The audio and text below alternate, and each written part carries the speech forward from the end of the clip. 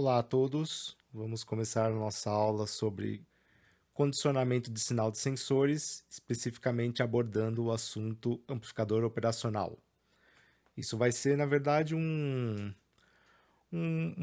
uma breve revisão, né, sobre o assunto amplificador operacional, porque vocês provavelmente já estudaram esse assunto aí em algumas outras disciplinas do curso, né? Mas vai ser importante a gente relembrar e talvez até introduzir algum conceito novo aqui, porque esse elemento vai ser bastante utilizado no condicionamento de sinal dos sensores, ok?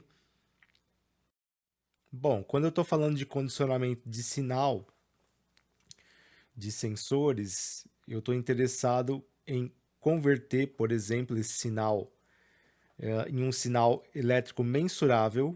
Então, em geral, se eu tenho impedância ou resistência, eu quero converter esse sinal em tensão ou em corrente elétrica. A gente vai ver isso nas próximas aulas. Eu também posso condicionar o sinal para transformar ele de maneira a linearizá-lo ou compensar efeitos que eu chamo de efeitos parasitários, etc. Filtragem para eliminar ruídos, interferências e para amplificar o sinal, que é o assunto que a gente vai tratar aqui na aula de hoje, né? Então, sinais que têm baixa intensidade, isso também é uma coisa recorrente em sensores, eu muitas vezes preciso aumentar a intensidade de sinal e para isso eu vou utilizar métodos de amplificação do sinal. Bom, o método mais comum utilizado para amplificar o sinal de um sensor, né? A gente já está falando que esse sinal já foi convertido para algum tipo de sinal elétrico e para isso eu vou utilizar o meu dispositivo conhecido como amplificador operacional, que é um circuito eletrônico que tem algumas características destacando-se o ganho de tensão extremamente elevado, a resistência de entrada também elevada e a resistência de saída diminuída, reduzida, baixa. Em geral, eu obtenho amplificadores operacionais através de circuitos integrados que são fabricados com diversos transistores e através de várias tecnologias, bipolar, JFET, CMOS, etc. Tá? Uma outra característica interessante do uso de amplificadores operacionais não é somente o fato deles amplificarem o sinal, e sim que eles podem minimizar a interferência de ruído de sinal parasitário na entrada deles. Então, também pode ser utilizado em circuitos para você minimizar esses sinais indesejados. Bom, nesse slide nós temos a simbologia usual para representar um amplificador inversor. Um amplificador inversor não, um amplificador operacional. Então, normalmente ele possui duas entradas. Uma entrada que eu chamo de inversora, representada por esse sinal negativo, e uma entrada que eu chamo de não inversora, representada por esse sinal positivo. Tem um terminal de saída, né, que é onde eu vou verificar a tensão que foi amplificada, e dois terminais que eu utilizo para alimentação do circuito do amplificador operacional. Em muitos esquemas de circuitos elétricos, esses terminais de alimentação às vezes estão ocultos, tá? Mas, lógico, todo amplificador operacional precisa de alimentação para funcionar, tá? Nas configurações mais comuns. Esse slide ilustra o exemplo de um amplificador operacional muito comum, que é o 741, onde eu consigo verificar os elementos que estavam ilustrados no slide anterior. Então, eu tenho aqui no pino 2 a entrada inversora, no pino 3 a entrada não inversora, os pinos 7 e 4 eu tenho a alimentação desse amplificador, no pino 6 eu tenho a saída de tensão que eu vou medir, e os pinos 5 e 1 eu utilizo para o controle do offset. A gente já entende o que é esse offset daqui a pouco. Bom, um amplificador operacional, na verdade, como mencionado em alguns slides anteriores, ele é composto por circuitos integrados, transistores, resistores, etc. Mas, para a gente equacionar esse amplificador, nós vamos recorrer a um modelo simplificado. ok? Esse modelo ele possui as seguintes características. Uma resistência de entrada, que é representada por RI, que vai ser extremamente elevada, idealmente infinita. Uma resistência de saída extremamente baixa, idealmente nula, representada aqui por RO. Um ganho de tensão em malha aberta, ou seja, sem realimentação, infinito. Uma resposta em frequência também infinita e insensibilidade à temperatura. Okay? Então, o amplificador operacional ideal tem essas características. Se eu quero verificar a relação que eu tenho entre a tensão de saída, que é o Vout, e a tensão de entrada, no caso aqui ele está fazendo a diferença das duas entradas, V2 e V1, eu vou ter que essa tensão de saída depende da minha tensão de entrada, V2 menos V1, multiplicado pelo ganho do amplificador operacional. Esse ganho aqui vai ser o ganho diferencial em malha aberta, ou seja, a diferença que eu tenho de tensão nas entradas, e ele tipicamente é extremamente elevado. Né? Como a gente mencionou aqui, idealmente ele é infinito, é lógico, na prática não é infinito, mas ele é bastante elevado, tipicamente 200 mil, 300 mil, por aí, ok? Bom, se eu tenho então o seguinte exemplo ilustrado aqui. Eu estou colocando 3 volts em uma das entradas, a outra entrada eu deixei aterrada, então a minha diferença de tensão na entrada vai dar 3 volts. E eu utilizo um amplificador operacional que tem um ganho de 100 mil vezes, então na saída eu teria uma tensão de 300 mil volts. Isso é verdade? Lógico que não, né? Todo mundo já mediu, quem já mediu um amplificador operacional sabe que isso não é verdade. Por quê? Quem vai limitar o meu ganho, na verdade, vai ser a tensão de alimentação do meu amplificador. Então, na prática, ele nem esta tensão atinge. Okay? Ele chega a aproximadamente 90% desse valor da tensão de alimentação. Então onde é que o ganho interfere nessa situação? Principalmente na inclinação dessa função aqui. Okay? Então, quanto maior o ganho, né, mais inclinado essa tensão, ou seja, pequenas variações de tensão de entrada vão proporcionar grandes variações de tensão de saída, mas sempre limitado a 90% do que você está colocando no circuito de alimentação do seu amplificador operacional. Outro detalhe é que um amplificador operacional real ele tem valores finitos para os outros parâmetros em relação ao amplificador operacional que é o ideal. Então, o ganho em malha aberta, se vocês lembrarem, lá idealmente ele é infinito, mas na prática, se eu aumento a frequência de operação desse amplificador, esse ganho em malha aberta tende a diminuir a uma taxa de menos 20 decibel por década de frequência de operação. Okay? Então, não é infinito. Tensão de offset. Então, vocês lembram lá, quando eu mostrei o exemplo do 741, ele tinha lá 2 terminais que estavam mencionando ajuste de offset. O que é essa tensão de offset? Então, se eu coloco uma tensão diferencial de 0 volts em ambas as entradas, eu estimo que na saída eu não vou ter tensão nenhuma, eu vou ter 0 volts. Mas você tem que lembrar que aquilo é um modelo simplificado. Na prática, todo amplificador operacional é formado por transistores, resistores, etc. E esses elementos, eles possuem uma dependência com a temperatura, eles são afetados por temperatura. Então, quando eu submeto esses componentes ao funcionamento, a temperatura acaba gerando pequenas tensões nesse circuito que vão deixar a saída diferente de 0, mesmo que eu não tenha nenhuma tensão na entrada. Então, para que eu uso esse tal de offset? Vão ser tensões que eu vou aplicar naqueles terminais de modo a obter uma saída nula quando a minha entrada é nula. Ou seja, são terminais que eu utilizo para calibração do componente, ok? Para garantir que ele funcione de acordo com o esperado. Ganho de tensão em modo comum e no modo diferencial.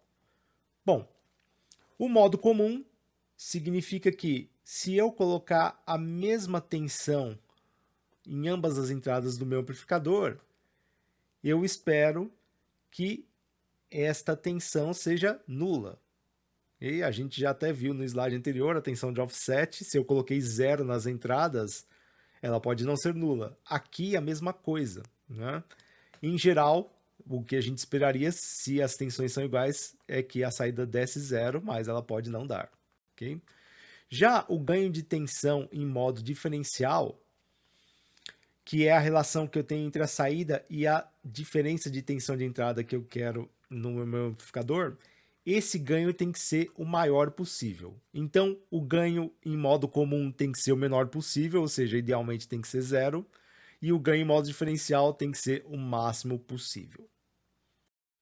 Esses conceitos são importantes porque eles vão me levar a um parâmetro chamado de taxa de rejeição em modo comum, CMRR. Vai ser a relação que eu tenho entre o ganho de tensão diferencial e o ganho de tensão em modo comum, ok? Idealmente, a taxa de rejeição do modo comum deveria ser infinita, porque o meu ganho de tensão em modo comum deveria ser 0 e o ganho diferencial o mais elevado possível. Bons amplificadores operacionais, na prática, vão apresentar, então, valores elevados de taxa de rejeição do modo comum. Ou seja, quanto mais próximo o modo comum dá do 0, melhor é o funcionamento desse amplificador. Também é verificado na prática que a taxa de rejeição do modo comum ela diminui com o aumento da frequência de operação do circuito, ok? Então, é um parâmetro importante de ser conhecido, né, dependendo da aplicação que você vai utilizar o seu amplificador operacional. Um outro detalhe sobre a taxa de rejeição do modo comum é que quanto maior for ela, melhor, porque eu posso utilizar essa característica para eliminar ruído. Então, olha só um exemplo aqui de um amplificador. Imagina que eu estou colocando duas ondas senoidais que são iguais, mas uma defasada em relação à outra. Ou seja, a diferença delas vai dar diferente de 0, né? Num determinado instante de tempo, então sim, eu vou ter uma tensão de saída resultante disso daí. Mas imagina que nessas ondas que eu estou colocando aqui de sinal, eu tenha um ruído que é idêntico para ambos os sinais que eu estou colocando. Se eles são idênticos, eu vou olhar o ganho de tensão em modo comum. Quanto menor for, significa que tudo que é igual nas entradas do amplificador tende a ser minimizado, tende a ser eliminado. Então, essa é uma maneira, por exemplo, de você filtrar, eliminar alguns tipos de ruído utilizando o amplificador operacional. Se você tem um amplificador com uma alta taxa de rejeição do modo comum, significa que tudo que é igual nas entradas do amplificador tende a dar uma saída nula em relação a esses sinais, ok? Bom, essa tabela aqui ilustra, né, compara alguns parâmetros de amplificadores operacionais obtidos por diferentes tecnologias. Então aqui está comparando o bipolar com o FET, né? Ganho de tensão, resistência de entrada, resistência de saída, taxa de rejeição do modo comum e assim por diante, né? Então cada tecnologia vai ter aí suas características específicas. Bom, para a gente utilizar um amplificador operacional, em geral eu vou utilizar ele com realimentação, ou seja, conectar o meu terminal de tensão de saída em uma das entradas. Para que eu faço isso? Para tornar o ganho mais estável e preciso, para aumentar a impedância de entrada, para diminuir a impedância de saída e alterar a faixa de resposta em frequência. Okay? Então eu consigo deslocar sim aquela taxa, manter um ganho elevado, dependendo da configuração que eu tenha no meu amplificador operacional. O amplificador operacional mais comum ou básico é o que eu chamo de amplificador inversor. Nesse amplificador, eu vou conectar um resistor, que estou chamando aqui de RF, é um resistor de realimentação da saída, com a minha entrada inversora do amplificador operacional. Ok? Então, e a entrada positiva aqui eu vou conectar ao terra. Ok? Aplico o meu sinal que eu quero amplificar nesta entrada inversora, adicionando aqui um resistor de entrada. Como é que eu vou chegar na expressão do ganho desse amplificador? Bom, muitas vezes quando vocês estudam amplificador operacional, alguns cursos ele já te dá a equação pronta. Olha, esse amplificador te dá essa configuração, essa expressão. Ok, eu posso já pegar ela e utilizar ela diretamente, não tem nenhum problema nisso. Mas aqui eu vou chamar a atenção num detalhe. Por quê? Dependendo da configuração do amplificador, aquela equação só vai fazer sentido se os parâmetros não sofrem alteração. Se eles sofrerem alteração, aquela equação lá não vai ser válida e aí você vai ser levado a cometer um erro, ok? Principalmente aqui na disciplina de sensores transdutores. Por quê? Porque elementos desse amplificador operacional podem ser sensores. Então, por exemplo, no lugar de um resistor aqui, eu posso colocar um sensor resistivo. E isso pode acabar afetando aí as características que os parâmetros que você definiu ali para simplificar a sua equação, ok? Bom, então vamos entender como é que a gente resolve um circuito de amplificador operacional quando eu tenho uma única realimentação. Existem diversos métodos de resolução de circuitos elétricos que podem ser aplicados aqui, ok? Eu sugiro aplicar esse método que eu vou resolver aqui, porque se você, por esse caminho, se você seguir sempre esse caminho que eu vou te mostrar para resolver circuitos que só tem uma única realimentação, você, em geral, vai acertar sempre, tá? Então, vamos entender como é que como é que eu chego na expressão da tensão de saída desse amplificador. Então, olha só. Eu primeiro nomeei dois nós aqui nesse circuito. O que eu chamei de nó X e o que eu chamei aqui de nó Y. Ok? Bom, nó Y está conectado aqui no terra, então a tensão nele vai ser nula. No nó X, eu tenho aqui dois resistores, né, conectados nele. O que eu faço, então? Eu vou atribuir correntes de nó. No meu exemplo aqui, eu coloquei todas as correntes entrando no nó. Dependendo do que você pode adotar o que você quiser, né? Quer adotar saindo, enfim, tanto faz. Mas, uma vez feito isso, eu preciso definir qual é o sinal que eu vou colocar nessa corrente, ok? Vamos lá. No meu exemplo, eu adotei que as correntes entrando nesse nó X aqui, elas vão ter um sinal positivo. E aí, pela lei de Kirchhoff, vocês sabem que a somatória das correntes que entram em um nó vai ser igual a zero. Okay? Então, está aqui uma corrente que eu chamei de IA e uma corrente que eu chamei de IB. Quem são essas correntes? Quando eu observo o IA, se ela é a corrente que está sobre o resistor 1, então eu sei que a tensão tem que ter um sentido contrário ao da corrente. Ou seja, IA está indo da esquerda para a direita, então o potencial tem que crescer no sentido contrário. Nesse caso, então, quem que é o IA? Vai ser o V1 menos o Vx dividido pela resistência do trecho, que é o R1. IB, quem vai ser o IB? Vai ser a corrente que atravessa o resistor RF. Se ela está vindo nesse sentido, o potencial cresce no sentido contrário. Ou seja, eu vou ter Vout menos Vx dividido pela resistência do trecho, que é o RF. Pronto.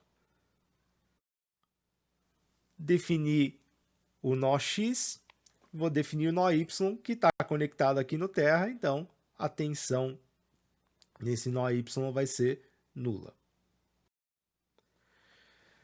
Agora, eu posso aplicar o que eu chamo de conceito de curto-circuito virtual.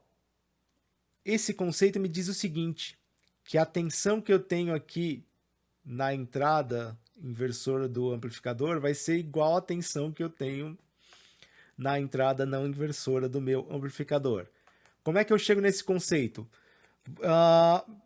Eu sugiro vocês procurarem livros aí de eletrônica que eles explicam isso com muito mais detalhes, tá? Aqui vamos fazer uma explicação bem simples que a gente entende esse conceito. Então, olha só, quando eu tenho uma única realimentação, e só vale nesse caso, tá? Se eu tenho duas realimentações, aí a resolução já é diferente. Mas vamos lá.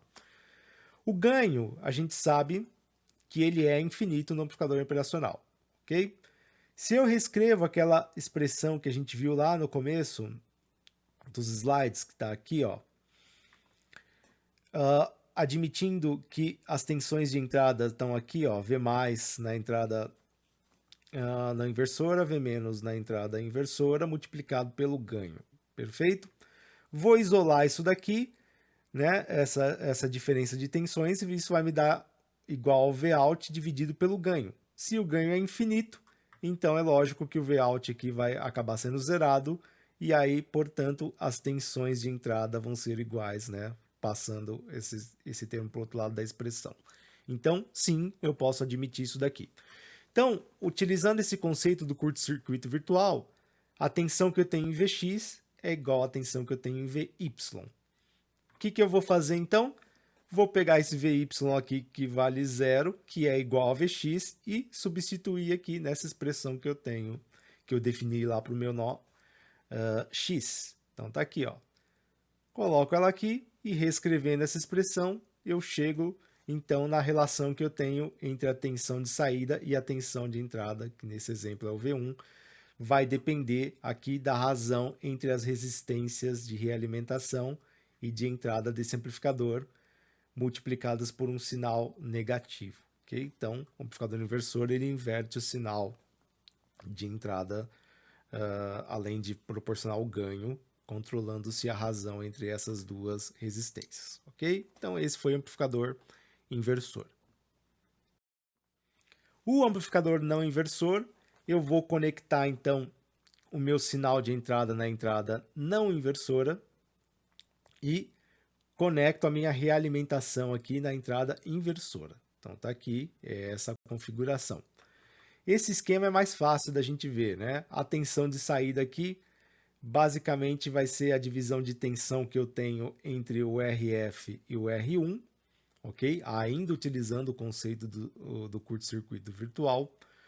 Então, para chegar nela, é uma divisão de tensão, tá aqui. O meu V1, na verdade, é a tensão em cima do resistor 1, dividido pela resistência total do trecho, que vai ser o RF mais o R1, multiplicado pela minha tensão aqui total nesse trecho, que vai ser o Vout. Então, isolando o Vout aqui e sobrepondo ao R1, eu vou chegar nessa expressão do meu amplificador não inversor. Seguidor unitário de tensão, o buffer. Nesse caso, eu não vou colocar resistências aqui na realimentação do meu amplificador. Com isso, o meu ganho vai ser o que eu chamo de ganho unitário, ou seja, ele vale 1, eu não tenho ganho prático nesse tipo de configuração. Para que ele é utilizado? Tá? Bom, vocês lembram aí que amplificador operacional, dependendo da configuração, ele pode eliminar algum tipo de ruído. Então, isso daqui já pode te ajudar, por exemplo, a diminuir algum tipo de ruído. E outro detalhe importante é que nós sabemos que a resistência de entrada do amplificador operacional é elevada em relação à resistência de saída. Então, eu posso utilizar isso para o que eu chamo de casamento de impedância, ou seja, conectar circuitos que tenham uma alta impedância com circuitos que tenham uma baixa impedância. Utilizando para isso, então, o meu amplificador operacional. Ok? Amplificador somador. Basicamente, é um inversor que eu tenho aqui N entradas de sinal.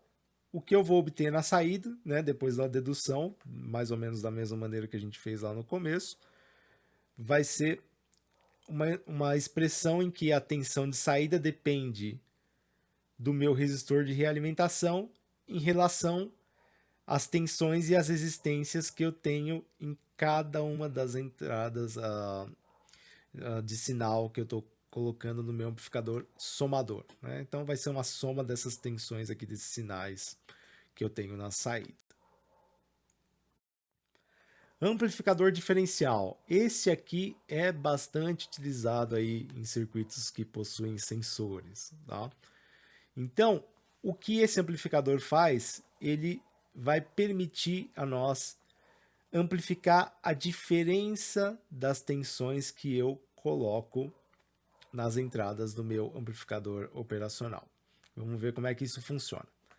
Para resolver esse circuito, então, eu vou fazer da mesma forma que eu fiz lá no que eu deduzi o primeiro amplificador, o amplificador inversor. Coloco o nome em alguns nós aqui, ó. Então eu chamei esse aqui de nó X, chamei esse aqui de nó Y e vou levantar as tensões que eu tenho então nesses nós. O nó Y é o mais fácil, tá? Porque se eu pego a tensão que eu tenho aqui em relação ao terra, eu vou ter exatamente a tensão sobre o resistor 3, que está dividindo aqui, ó, como o meu sinal V2 está vindo para cá, ó, ele está dividindo a tensão com o resistor 2. Então eu vou aplicar a minha famosa fórmula aí, a minha famosa expressão da divisão de tensão. Se eu quero levantar a tensão no resistor 3, eu vou pegar esse resistor 3 e multiplicar pelo sinal de entrada, que é o V2, e dividir pela resistência total do trecho, que é o R2 mais o R3. Então essa vai ser a tensão VY. No nó X, eu vou fazer aquele esquema de adotar correntes de nó para tentar definir quem é a tensão Vx. Ok? Então, no meu esquema aqui, coloquei duas correntes entrando, uma que eu chamei de I1 e outra que eu chamei de IF, e a soma dessas correntes nesse nó tem que dar igual a zero. Quem é o I1? Está vindo para cá, potencial cresce no sentido contrário. Vai ser o V1 menos o Vx dividido pela resistência do trecho, que é o R1. O IF vindo para cá, potencial cresce no contrário, então eu vou ter Vout menos Vx dividido pela resistência do trecho, que é o RF. Ok? Reescrevendo essa expressão aqui, ela vai ficar dessa forma aqui. Ótimo! Posso aplicar o conceito do terra virtual? Posso. Então, o que eu vou fazer na próxima etapa? Igualar a tensão que eu tenho aqui em X a tensão que eu tenho em Y. Ou seja, posso pegar essa expressão toda e substituir aqui na expressão de baixo. E é isso que foi feito. Então tá aqui. Igualo os dois e substituo ali na expressão, que ficou enorme, né? Mas não é essa expressão que vocês conhecem aí de amplificador diferencial. Ela é definida por essa expressão mais simplificada.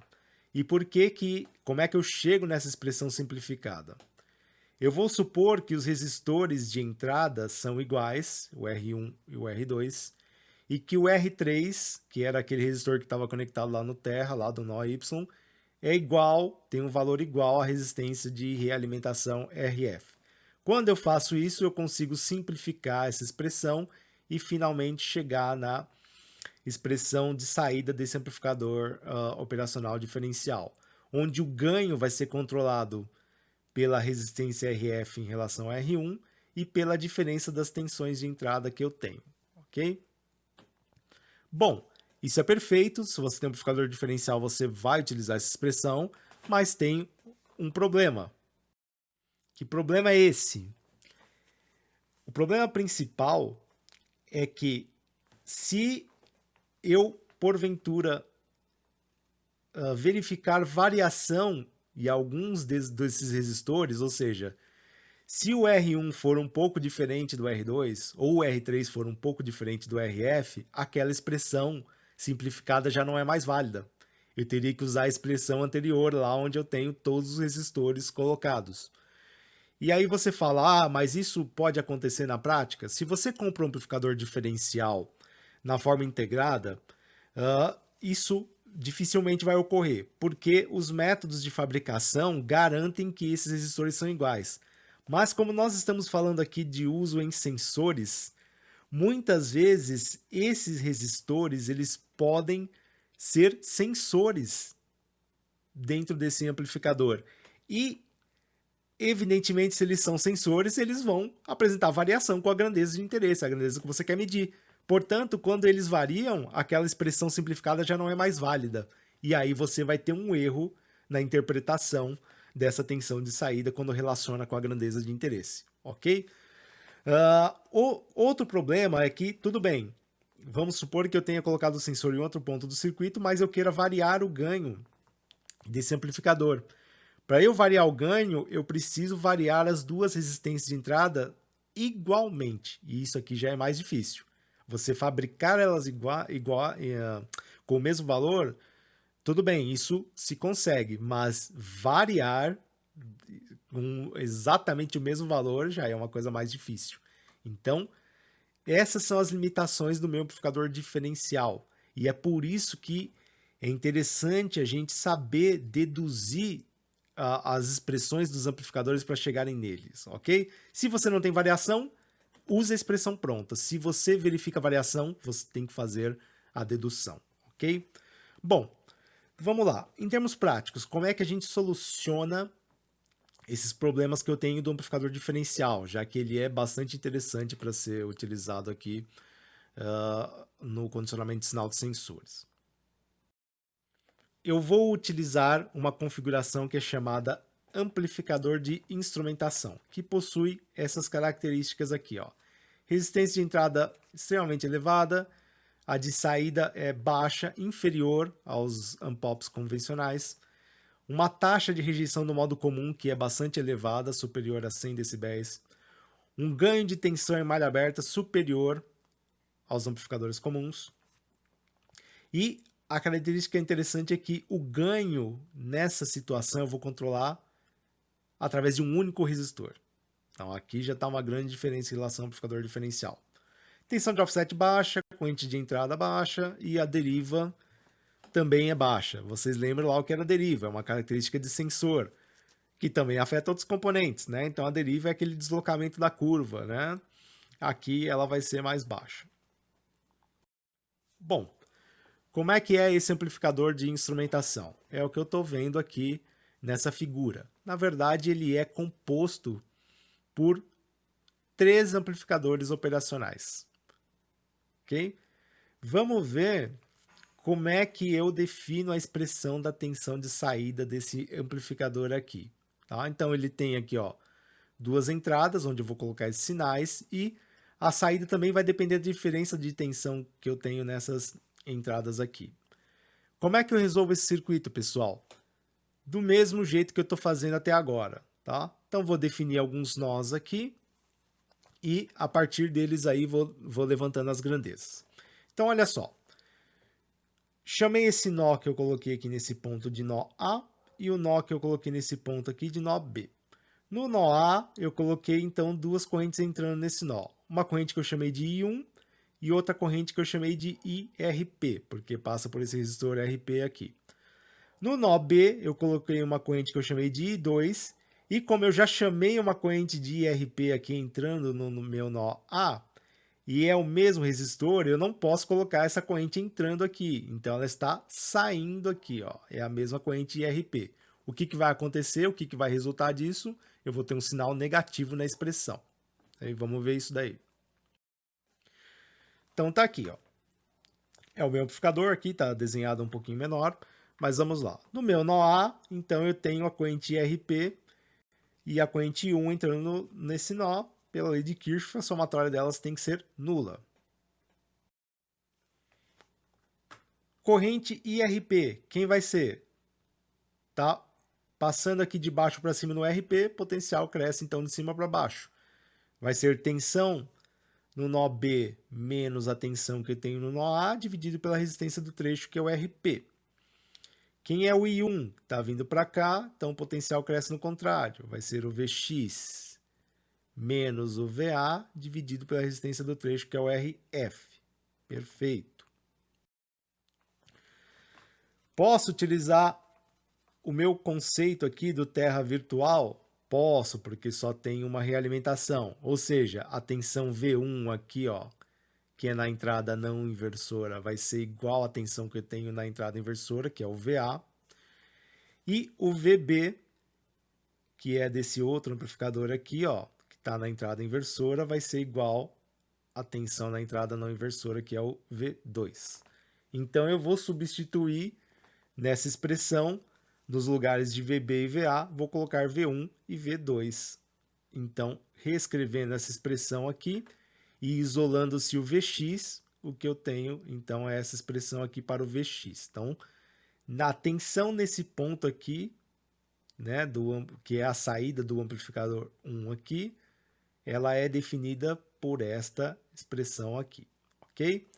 Vamos utilizar a mesma metodologia para definir quem é a tensão VY aqui, ó. Tá? Então, para chegar nessa tensão VY, eu vou analisar agora o nó B. Vamos ver como é que eu chego lá.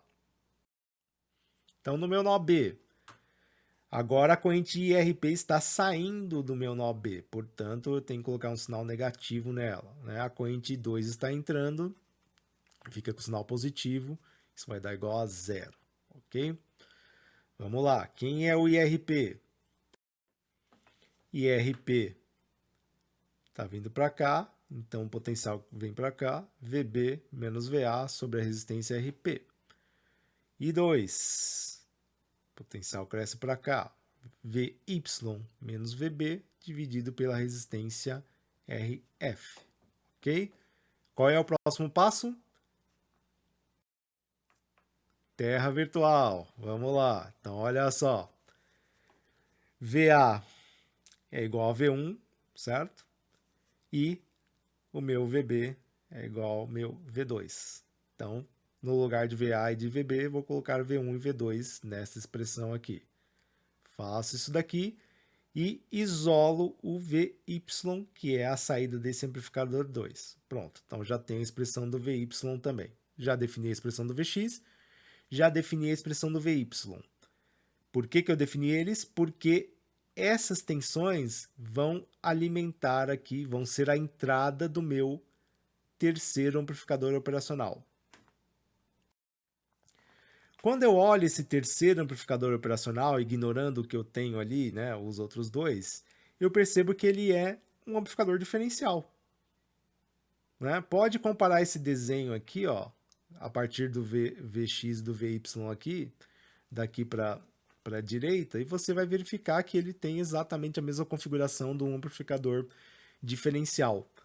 Com um detalhe, todas as resistências dele são iguais. Então, olha só, as entradas, que seria o R1 e R2 lá naquele exemplo, são iguais, elas têm valor de R1, e o RF aqui tem o mesmo valor do R3 daquele esquema, todos eles valem R1 aqui no meu esquema. Então tá aqui.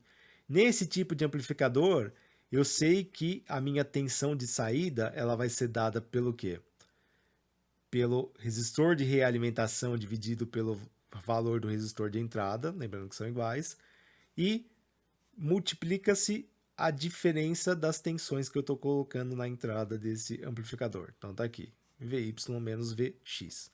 Nós já definimos a expressão do Vy, já definimos a expressão do Vx. O que eu vou fazer? Vou pegar aquelas expressões dos slides anteriores, então, e substituir aqui nos respectivos termos. Então tá aqui, ó. Pego o Vx, pego o Vy, substituo aqui nessa expressão, e aí ela está aqui. Simplificando essa expressão, finalmente eu chego na expressão que vocês conhecem aí dos livros, onde a tensão de saída do meu amplificador de instrumentação vai depender da resistência que eu tenho de realimentação, que elas são iguais, sobre a resistência RP, que é essa daqui, multiplicado pelas diferenças de tensões que eu tenho na minha entrada. Olha que interessante. Se eu quero controlar o ganho aqui, basta eu alterar o valor do RP. Ou seja, eu mexo num único resistor, ao contrário do amplificador diferencial que eu teria que mexer nos dois igualmente, ok? Por que chama RP? Muitas vezes é porque você coloca até um potenciômetro aqui, nesse lugar. Então, resistência desse potenciômetro, você controla o ganho facilmente com esse elemento.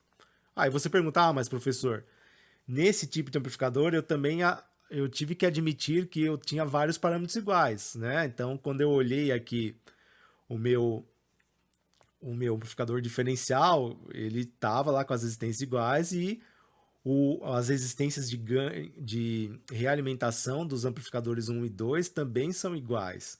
Como é que eu garanto isso na prática? Na prática, você já compra os chips em que essas resistências são iguais. Então, dificilmente você vai montar esse amplificador do zero. Você já compra ele pronto. O que você adiciona, por exemplo, é a resistência RP. Aqui está descrita como RG, mas é ela que vai controlar o ganho dentro das características que você já tem nesse amplificador. E aqui você verifica que todos os resistores são iguais e as técnicas de fabricação elas garantem isso. Você consegue chegar assim em resistores iguais e trabalhar com aquela expressão sem maiores erros. Okay? Então esse aqui é um exemplo de um elemento prático. Aqui a gente tem um outro exemplo, né, de um elemento prático. Então, nesse caso, ele tem um banco de resistores aqui, onde você pode conectar e já ter valores definidos daquela resistência RP e trabalhar com esse amplificador. Bom, para ir finalizando a aula, um amplificador operacional ele não precisa necessariamente só ser realimentado com resistores. Eu posso ter outros tipos de componentes conectados nele e isso vai me garantir outros tipos de funções matemáticas que eu obtenho com esse circuito.